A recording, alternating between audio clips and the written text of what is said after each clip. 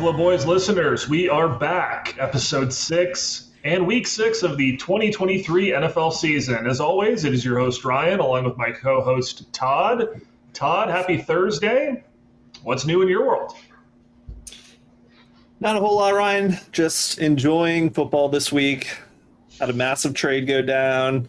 Got a W this past week and had a lot of predictions come true. So definitely excited to run it back this week and excited to be here. What about you? Yeah, same. Excited to be with you. We've got actually a new segment on the show later in the program. Excited to reveal that. But first, let's start as we always do and thank the sponsors. Buffalo Boys is brought to you by our good friends at Mattress Blacks. If you're looking for a comfortable mattress and a good night's sleep, the first place you should go is Mattress Blacks. They have all the brands you know and trust, and at Mattress Blacks, you can always find a king-size mattress that's good for your back. I got a king-size mattress that's good for your back. And Ryan, we are also brought to you this week by Farmer Dave's. I'm hearing Farmer Dave's had a big harvest this past week, pulled up all the food, and, for some reason, planted a bunch of clover. So if you're interested in crimson and clover over and over, Farmer Dave has you. Give him a shout out and let him know that we sent you, and you'll get 10% off your next kumquat. Yes, I also heard there's a special discount code Simon and Garfunkel. That joke is not for everybody. Before we begin, Todd, I see that you're sipping on something right now. Looks like it could be an alcoholic beverage. What do you have there? Yeah, Ryan, I poured myself a nice glass of Noah's Hill. Noah's something. It's a pretty good one. It's Kentucky-based. I don't have any stats on it, but it's definitely spicy and flavorful. Awesome. I'm drinking a ice water because I got to stay hydrated, got to do it for the skin, and it tastes great. I love ice water. The combination of ice and water, unbelievable. Whoever came up with that, genius. Did you by chance open up the other bottle of what you had last week? Oh, yes. I opened up the 2016 Backwoods Bastard last night. Really enjoyed it. It also tasted a little old, like the 2015. I was opening up the 2016, but I had some sips of it on the couch while I was watching some baseball last night, and yeah, it was fantastic. Really, really nice beer. And just like that, Buffalo Boys has officially begun. First off, Todd, obviously some bad decisions went down last week. I'd love to know who your clown owner of the week is. This week, Ryan, I'm giving it to Mims. He left an astronomical 55 points on the bench, costing him the win, and me another perfect prediction week. Worst of all, he gave Mike another win, and we really don't need Mike getting hot. Here's a guy who knows how to finish strong in the playoffs. Absolutely. Tough look, Mims. Happens to the best of us. We'll be talking more about Mims later in the program, but yeah, tough start to his season, really not going the way that some of us predictors had thought it might go. But nonetheless, for every clown owner, there must be a quality control owner or a quality control coach of the week. Who's your pick, Todd? Outside of Mims's complete floundering, no decisions changed the tide this week. So I'm giving the quality control coach to you, Ryan. Nearly starting your perfect lineup this week, you secured another big win against an undefeated team and continued your strong start to the season. Thank you, Todd. Yeah, that was a fun one last week, especially against Doug. That was a huge matchup. I wasn't feeling too good going in, but DJ Moore really putting the team on his back. Love you, DJ. Never doubted you once. That was just so poetic, Ryan. I loved watching every minute of that game, especially in the chat. Thank you, Todd. Me too. I hear you have some quick Start again. I hear you have some quick hit stats for us, Todd. So hit me. Certainly, Ryan.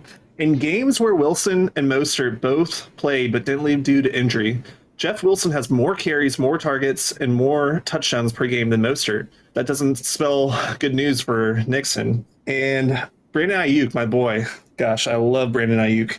He ranks 5th in target rate, has a 78% catch rate, which is top 15, I believe, and is 2nd in yards per route run, and also 2nd in Pro Football Focus's wide receiver grade so far this season, while also having an average depth of target of 15 plus yards. This guy is getting bombs down the field and catching them when the league average is below 50% for the catches he's getting targeted on. He's going to keep blowing up, Ryan. And then on to West Park, quick hits. Mike's win over Mims marks the last undefeated matchup with the current league members, i.e., everyone has beaten everyone at least once, even Rick, Ryan. Wow, that's incredible that Rick has beaten everyone in the league at least once. Congrats, Rick. Congrats, everyone, for being so well matched, I guess. I also hear there were some notable transactions over the past week, Todd. What do you got for us? I'm going to start with the secondary waiver market. So, Tuesday night was big, and we'll get to that. But Wednesday night also had some bidding, which is a little unusual to have a player get outbid that had been dropped. So this week, Adler lost to Mims on the bid for Dobbs. Can't believe you took my boy Jordan Love, Ryan. And Jeff Wilson, who we just talked about, went for $552, more than half of the budget and darn near close to all of Jimmy's remaining budget, marking the 3rd highest successful bid this season and of all time. A bit unnecessary, though, as next leading bid was only $211, Ryan. In terms of trades this week, I traded Puka to Hoyle for Kenneth Walker III, and that really finally solidified the hole that Chubb left on my roster. Plus, KW3 already has had his bye week, so he's not leaving my starting lineup the rest of the season.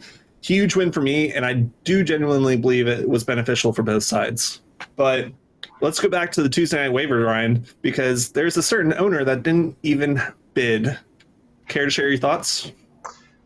I would love to, Todd. Thank you. Our friend, our fellow owner, and the founder of Mattress Blacks, Doug, came in with pretty impassioned speech yesterday, a rant, whatever you would call it. Anyway, he came in with the idea that Wednesday waivers are stupid and that we should have Thursday waivers released for the first waivers should come out Thursday a.m. and then the next round of waivers before Thursday Night Football should clear like an hour or two before Thursday Night Football, so 2 on Thursday. There was definitely some discussion about it in the GroupMe yesterday. Jimmy then determined that was impossible through ESPN and through most other platforms for fantasy. But yeah, a spirited conversation nonetheless. Personally, I think it's not a great idea. I think the way that we do it is absolutely fine. If you can't remember that we have Wednesday waivers, maybe set an alarm. I don't know. What are your thoughts, Todd? Yeah, it was a really jarring conversation, and one in which it was basically 2 versus, let's say, 8 or so other league members. It went back and forth. It got heated. At times, you might even say uncomfortable, but neither side backed down, and it was a spirited, engaging session to read through after I got done with work that day, Ryan. I will say, though, just put your waivers in.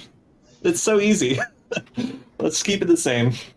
Yeah, we've only been doing it for a decade, the same way. So, yeah.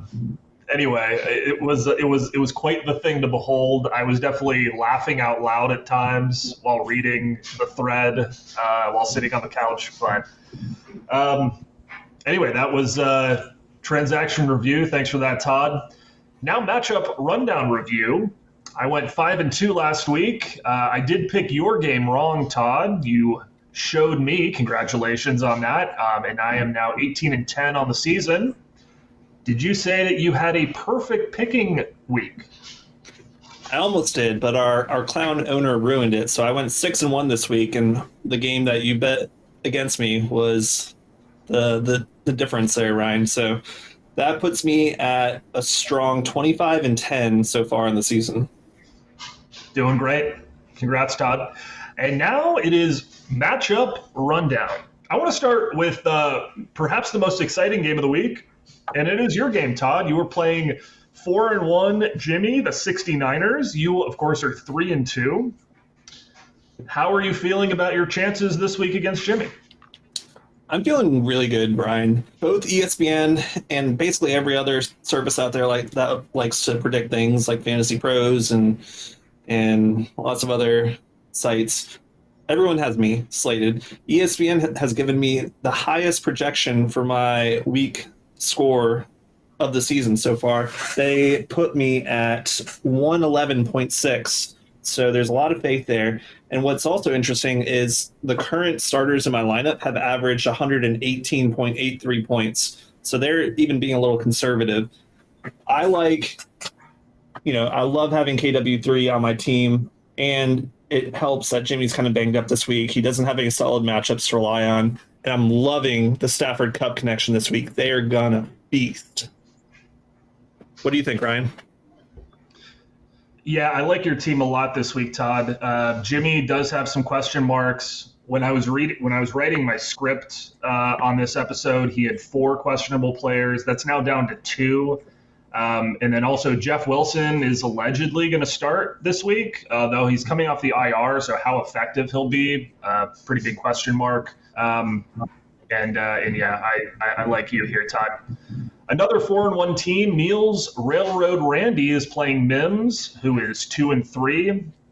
Like I mentioned before, a disappointing start to the season for Mims, who I predicted to win the entire league this year. However, this is my game of the week. I think it could be pretty high scoring, and I think it could be a close one, although I'm giving the slight advantage to Neil, as I love his Patrick Mahomes pick in that matchup against Denver this week.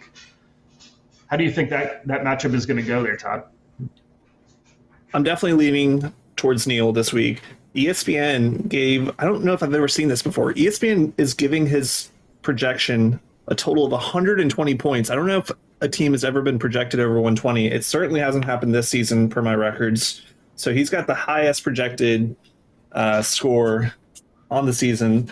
And the previous high was 115. So that's 5 more points than ESPN thought any other team in any other week would do this season. Incredible, and yet not unfounded, Ryan, because his average starters have scored 122.28 points.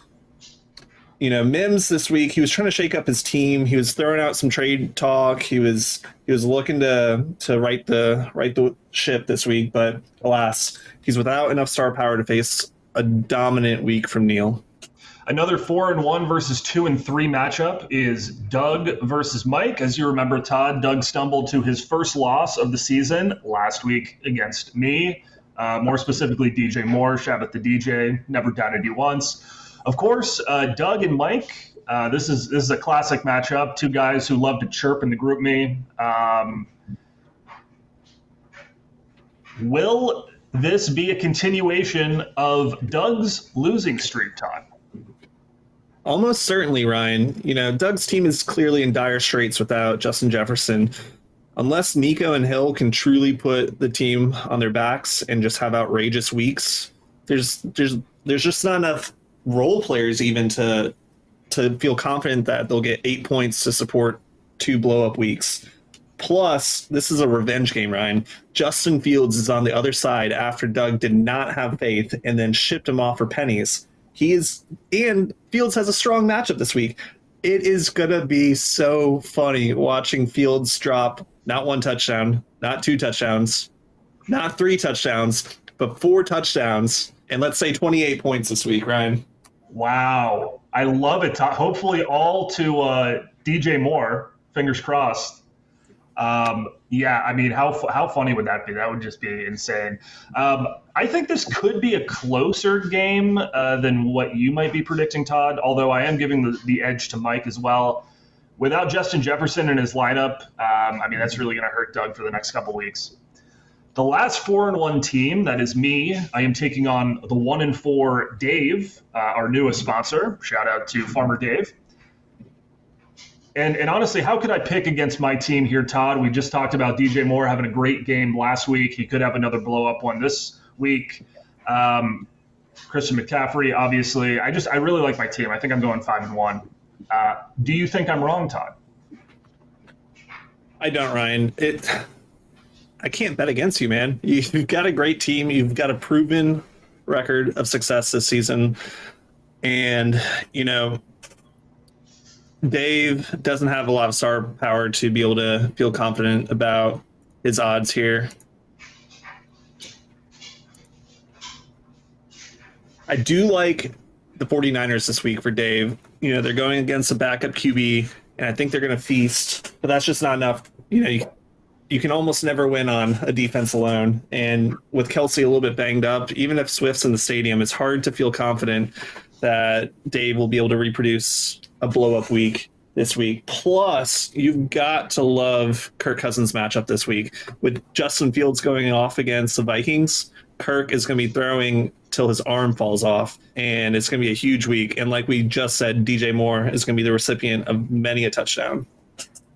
Absolutely. I don't know who Cousins is going to be throwing to. The only wide receiver on the Vikings I think I know is Justin Jefferson. But yeah, I think he'll figure it out. It's funny you say that though, Ryan, because that brings me to the breakout of the week. My pick for breakout of the week is Jordan Addison, the now de facto number one receiver for the Minnesota Vikings. Rookie Jordan Addison, he's been getting targets. He's been super fast. He's a Biletnikoff winner, and I think this is going to be his breakout week with 2 touchdowns. So keep your eyes peeled. Wow, Addison as a wide receiver and Madison in the backfield. I love it. They've got a little trend going there, Todd. Up next is Hoyle versus Nixon, the battle for Seattle. And we got some actually breaking news on Buffalo Boys right now. This just came through the AP wire. Both owners have agreed that this is a loser leaves town match. So I'm told. So, Todd, who will be on Zillow next week looking for a new place to live? It's a great question. And, it's timely because this owner is about to get married and doesn't have he's a very talented worker, but he doesn't actually have a job right now to be able to tie him to any specific locale. So Hoyle is going to beat his team so bad that Nixon and Danny will be off to Raleigh because they just can't stand the embarrassment. And I'm so confident on that, Ryan. Our weekly wager this week is on this game, and we'll get to it soon. Wow. Okay, Todd. I don't disagree with you on the game. I think Hoyle is going to win. I don't know if Danny and Nixon are going to go all the way to Raleigh just yet. I have a feeling they're going to stop in Coeur d'Alene, Idaho, and really enjoy northern Idaho with all the nice, inclusive people up there and stay for a couple years. But yeah, I like Hoyle here. And, his roster is just stacked top to bottom now. He's got to be feeling good now that he has Puka on his team, plus a favorable matchup for Puka. We just were talking about Stafford and Kupp going off. I think Puka will go off as well. Kamara, Madison, they have top matchups this week. And, Nixon's matchups, he also has a couple prime matchups. But when the leading receiver in drop passes on the season is your wide receiver too, your ceiling is not that high, Ryan. Definitely not. Our last 2 matchups of the week are 2 and 3 versus 1 and 4 battles. The first is Forrest versus Adler. Adler got his first win of the season last week against, if I'm remembering correctly, a team that wasn't even really trying to play because they were experiencing the bye week blues. But nonetheless, congratulations, Adler. Unfortunately, I think Adler is taking another L this week. I think Forrest will prevail. Ryan, great minds think alike, and I've got Forrest as well. Mr. Volatility is definitely tough to project, but he has several favorable matchups this week for Wilson, Cook, and Zay. Obviously, I think Chase is in line for another huge week after that performance last week. And I think Pacheco also has a great matchup, but they won't be enough to carry Adler's team to a win. And, I think this week, the winner of this matchup will have to score more than 115, and Forrest has shown more of an ability to be able to do that. So I'm going to go with Forrest this week. Sounds good. And last but not least, AJ versus Rick. Take us home, Todd. Who you got here? This is a boring matchup, Brian. I've got AJ. He's finally getting Eckler back. and likely Mike Evans, but no key matchups for his guys this week. This is a classic. One team has better players than the other. There's no game script that's giving the lead to Rick or AJ. I just think AJ has a better team at this point, so it's going to be AJ. Yeah, I totally agree with you, Todd. I think Rick is going to have another week of not scoring over 100 points. At least he'll score over 80 this time. But yeah, it's been a tough season for him, and I think that suffering is going to continue. Are you worried, Ryan, though? Because Rick already has half the amount of wins that you predicted him to have this season.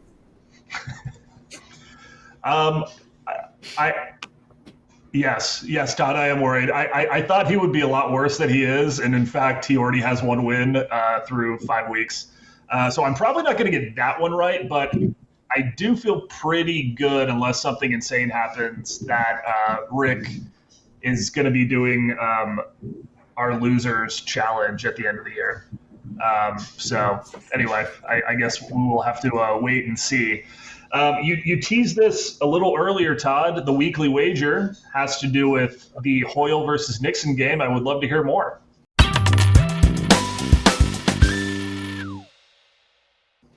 It's simple, Ryan. $5 on Hoyle. Come see me. Okay. Anyone who thinks Nixon can do it, put your money where your mouth is. Looks like we're already getting comments in the YouTube chat, layering in, wanting to be on the Hoyle side. No one's taking Nixon for some reason. That's right. One of our viewers is asking, do we take lira? Todd, I don't know if off the top of your head, but if you know what the conversion rate is between U.S. dollars and Turkish lira. I had to take a guess. It's got to be in the 1 to 20, 1 to 25 range at this current moment, but I haven't looked at FX rates in a bit, so we'll see. I might take that guy up. 27.84 Turkish lira to $1 US. Close, Todd. Wow, I thought it was a lot worse. All right, special guest on the program this week. It is our pal Jimmy. Jimmy, how you doing? Good. Thanks for having me. Absolutely. I'm excited about our new segment here. And with that, take it away. Oh, all right. So yeah, this will be Fantasy Feud. Hopefully, we're going to do this every week. So it's you versus Todd every week, and it's just like Family Feud. We're going to give you top X answers on the board, and you have to name as many as you can to win the point. Most points at the end of the season wins a special prize. That's not a special prize. Can't wait. If this is anything like your trivia segment, I'm going to do really badly. We'll see how it goes. I know at least this week is all about quarterbacks. It should be a little easier than Todd's normal trivia. Okay. Well, that's good enough. All right. So just buzz in with your name, and we'll go from there. All right. So top 6 answers on the board. Quarterbacks with the most passing attempts. Ryan. All right, Ryan, you have one answer. Top 6 on the board. Kirk Cousins. Kirk Cousins is number 1. Are you going to pass or play? I'm going to play. All right, he's going to play it. All right, so you've got Cousins. You need 5 more. Patrick Mahomes. Patrick Mahomes is number 6. So you've got 1 and 6. Tua. Tua is not on the top 6. So you have two strikes left before it goes to Todd. No pressure, Ryan. I know. I should have passed. Matthew Stafford. Stafford is number 2 on the list. Always. So you have 3 remaining. You have 3, 4, and 5 to get, and you have 2 strikes left. Mm-hmm. CJ Stroud. Stroud is number 5 on the list. Yeah, dude, my boy. Okay. Are we okay to look at a general list of NFL QBs just to jog our memory? Yeah, that's fine. So you're missing 3 and 4. You got 2 strikes. Yeah. Left. So much for this being a 5-minute segment. Sorry, Todd. No, it'll be fine. Okay. Josh Allen. Josh Allen is not on this list. So you have 1 strike left. Joe Burrow. Joe Burrow is number 3 on this list. Fucking go. 1 remaining.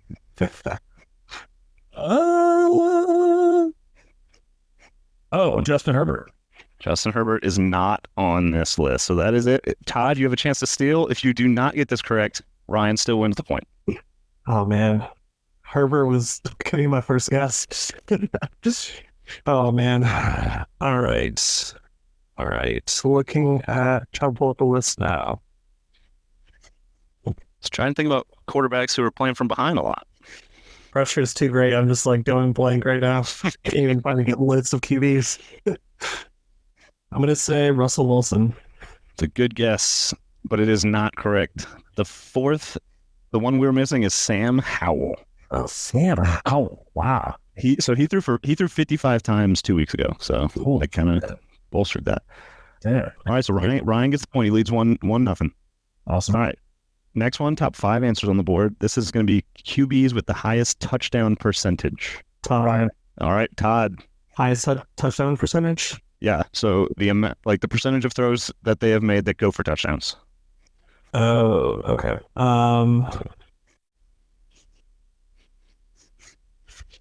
Who is CJ Stroud? CJ Stroud? No, that is not on there. Ryan, are you going to pass or play? I'm going to play. He's going to play it. All right, let's do it. Yo. I mean, let's start out with my boy Kirk Cousins again. Kirk Cousins is number 5. Okay. Mahomes? Mahomes is not on the list. Strike 1. We're doing top 5. Yep, and you need the top 4 now. Okay. Josh Allen? Josh Allen is not on the list. That's 2 strikes. Jeez. Justin Fields? Justin Fields is number 1 on this list. Okay. Brock Purdy. Brock Purdy's number 4 on this list. Looking for 2 and 3. Jordan Love. Jordan Love is not on this list. Yeah. That was your final strike. Todd for the steal. I'm going to go with Hurts. Ooh, Hurts is not on this list. I was looking for Russell Wilson, or Tua Tagovailoa. Damn. All right, well, so Ryan gets the 2 points. Automatic winner there. Let's go. So Ryan, so that is a full point for today. You get a bonus question here, and if you can name any 2 of these, you get the point. All right, and this is not quarterbacks. This is a West Park Fantasy bonus. Okay. Go ahead. It is a highest standard of deviation for scores this year. Any of the top 4 players in our league. So this is owners, team owners, who has been all over the place. If you can name 2, you get a bonus point. Highest score in the week and lowest score of the week. Yeah, basically, just like who's been just absolutely all over the place. Okay, I was going through earlier today. I noticed somebody who has been having a really good. Okay, I think it was Forrest who had a really bad week last week, and he's been killing it. I'm gonna go with Forrest. Yeah, so Forrest is number 1. He's gone like 120, 80, 130, 80. Okay. So you name one more, you get 2 points for the week, and you'll take a resounding 2-point lead over Todd. Oh man. Neil's been having a really good week, and Law. I don't know. I'll go with Neil. Yeah, Neil's number 2. Wow. That's it. Nice. The highest 2 standard deviation owners are Forrest and Neil, which is surprising. Neil only had 1 bad week, but it puts him down there since he's had his booms are so high that the 1 bad week was a big deviation. So we didn't get to play quarterbacks with the most rushing yards. I think that would have been a fun one. But Ryan, congratulations on the 2-0 lead here to begin the season. Thanks, Jimmy. This is way more fun than my usual trivia where I just lose every time. So hop on the show more often. This is great. All right, I will be back next week. All right. Thanks, Jimmy. Think I'm straight. Have fun. I'll try. Okay. Jimmy, do you want to make any bold prediction while you have the mic? Oh, bold prediction? Just for anything this season or this week? The mic is yours. God, I hate to say it. Bijan Robinson, 2 touchdowns against the Commanders. One more thing. How do you think you're going to do against Todd this week? Oh, I think I'm going to lose. Pretty bad, actually. I made a great trade this last night, and I've already got a bunch of questionables and bad matchups. I wasn't feeling great about this week, and now I'm definitely not feeling great about this week now that Todd has 2 running backs. Wow. Okay. Well, good luck regardless. Yeah, I'd be happy to go 5-1, but I'm expecting to be 4-2 after this week. Very good. All right, I'll see you guys. Okay, see you. All right. Well, that is it for Buffalo Boys Week 6, Episode 6. I think it'll be another fun week of football. I will be out of town. I don't know how much of football I'll be watching, but I'll definitely be viewing the game later today just for Taylor Swift. As always, great talking to you, Todd, and good luck this week. It's been a pleasure, Ryan. Reminder to check out our sponsors. Reminder to check out your Thursday matchups. Make sure you don't have a Thursday player in your flex spot. Reminder to do your Pick'em League. And reminder, don't get buffaloed.